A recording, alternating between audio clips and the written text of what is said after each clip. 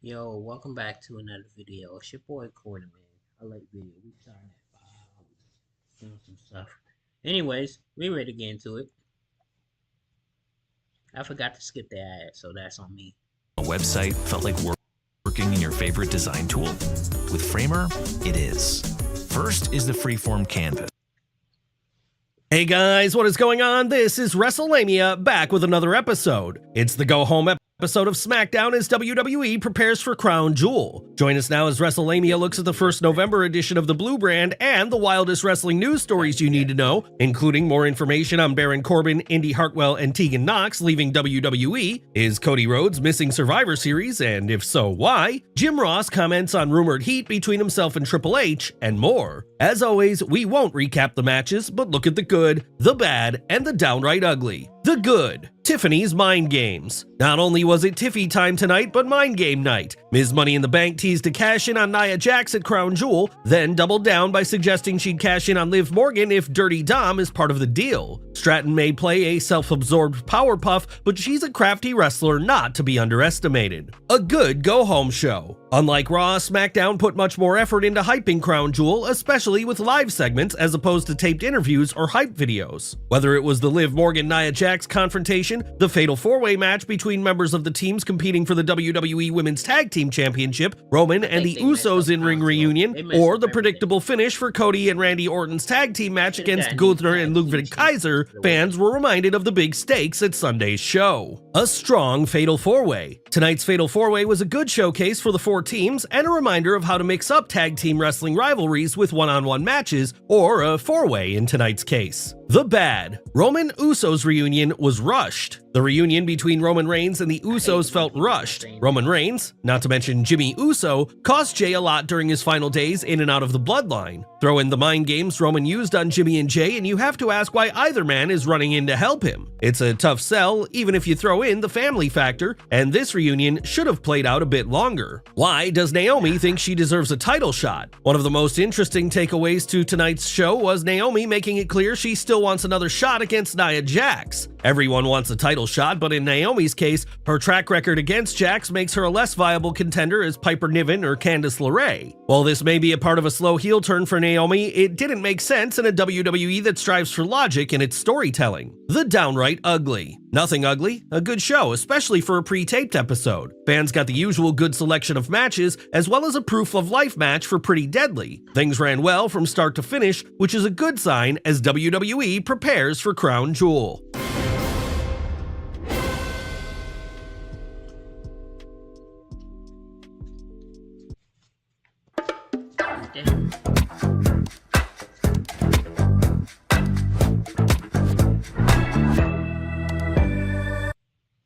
More details on 3 superstars' exits. Topping today's news is a follow-up to WrestleMania's special video on the departure of WWE superstars Tegan Nox, Indy Hartwell, and Baron Corbin. Fightful Select reported on the story with Wrestling Observer Figure 4 Online's Brian Alvarez confirming it. According to Fightful, the cuts were announced on 1st November. However, the situations involving the wrestlers differ in that Baron Corbin was told his current deal wouldn't be renewed, while Tegan and Indy were released. Consequently, Nox and Hartwell have 90-day non-compete clauses that will keep them from wrestling anywhere else until February 2025. As for Baron Corbin, the Fightful report notes it's believed his WWE deal expires at the end of the year. If so, Corbin presumably will be able to work immediately after. The Fightful report suggests Corbin will have no problem finding work should he continue wrestling. Numerous indie bookers already asked Fightful when he'd be available, with one top booker saying they hoped he would continue his wrestling career. Fightful also noted that Corbin wasn't sold on his recent tag team with Apollo Crews, particularly after Corbin and Braun Breaker won the NXT Tag Team Championship as the Lone Wolves. Fans tuning into tonight's SmackDown saw Indy Hartwell team with Candice LeRae in a losing effort to Bayley and Naomi. The fact that WWE taped the match and aired it the same day as her release will likely invite speculation as to when the decision was made to release Hartwell, a former NXT Women's and NXT Women's Tag Team Champion. The Fightful report states that some WWE staff and superstars felt Indy was coming into her own. As for Tegan Nox, some might say the writing was on the wall as she hadn't been used in over 6 months. Fightful added that Nox hadn't even been used in dark matches or live events in months. Indy Hartwell tweeted, "Wait, what?" when the news broke, with some fans thinking she found out on social media. That wasn't the case according to Fightful, which added that it doesn't report on releases until wrestlers are made aware. More cuts coming? A question sure to be on WWE superstars' minds is whether more cuts are coming. As WrestleMania mentioned in our video on the 3 cuts, the WWE's roster is huge and more cuts wouldn't be a shocker. Nevertheless, the Fightful article states, "For those asking, the internal claim was that this was the extent of this round of cuts. We're not sure the time frame on that phrasing. Anyone who has followed WWE through the years, as well as TKO Holdings since its formation, knows there are few, if any, guarantees when it comes to business, including strict limits on hirings and firings. WrestleMania will continue following this developing story." Is Cody Rhodes missing Survivor Series? Is undisputed champion Cody Rhodes missing Survivor Series? WrestleTalk's Connell Rumsey answered this question after Cody posted his upcoming WWE schedule via X, and there was no listing for 30th November's Survivor Series PLE. Rumsey is reporting, "Rhodes has been advertised for the show on previous posters, with many expecting him to defend the WWE Championship on the show, likely against Kevin Owens." Rumsey pointed out that, however, one event not listed on Cody's schedule is Survivor Series, which takes place on November 30th. The November 29th date is also not featured on the schedule, though he will likely still appear on the show, with it being taped following the prior week's episode in Salt Lake City, Utah. This wouldn't be the first time a world champion missed a Big Four event, as Roman Reigns missed last year. If Cody does miss this event, it may be evidence of how WWE is using its expanded, or bloated depending on your point of view, roster to allow it to run major shows at more than one show. Cody's status as the WWE's top star means he can anchor a tour while other superstars are busy elsewhere. This is nothing new in wrestling, and the rumors of Cody fighting Kevin Owens at December's Saturday night's main event adds weight to the idea that Rhodes may miss War Games. Cody Rhodes speculates on The Rock's return. Why did The Rock make a surprise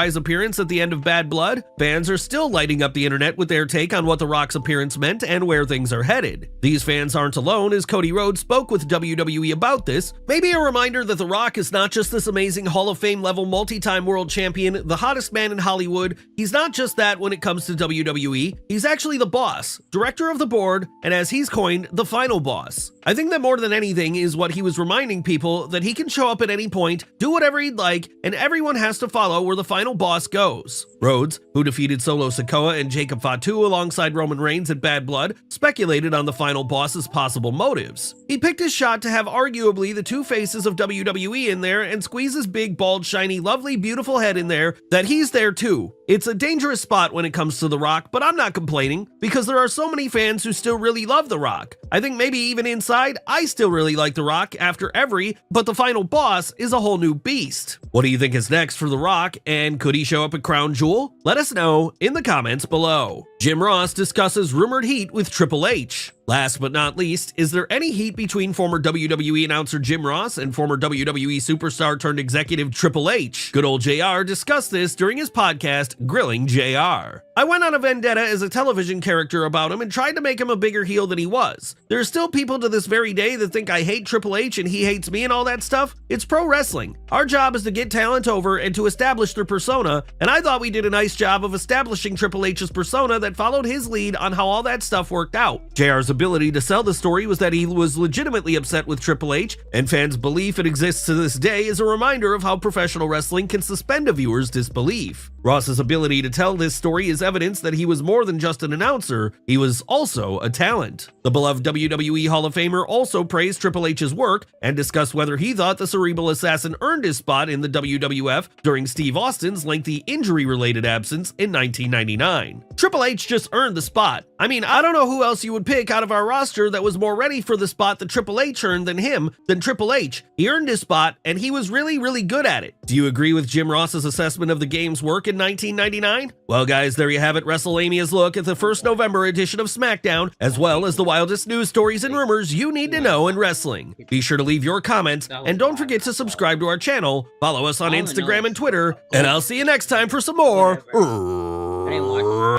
think I tuned out after that. Randy Orton came to the ring, and it was like Randy Orton versus Kevin Owens. I didn't watch the whole match. I don't know what happened. Yeah, I woke up at like 3 o'clock. I thought the Roman Reigns match was gonna be the last match. As I was scrolling through, I saw they had faced off earlier. I don't know if they was the first match, but I think they was like the second or third. It's crazy that they came on before And they had came on before Jakar Jackson, Lash Legend, and all them other girls. Like, but yeah, they retained. I was gonna send through it, but I didn't know what the exact time, so I just looked it up on YouTube, and it showed me. Anyways.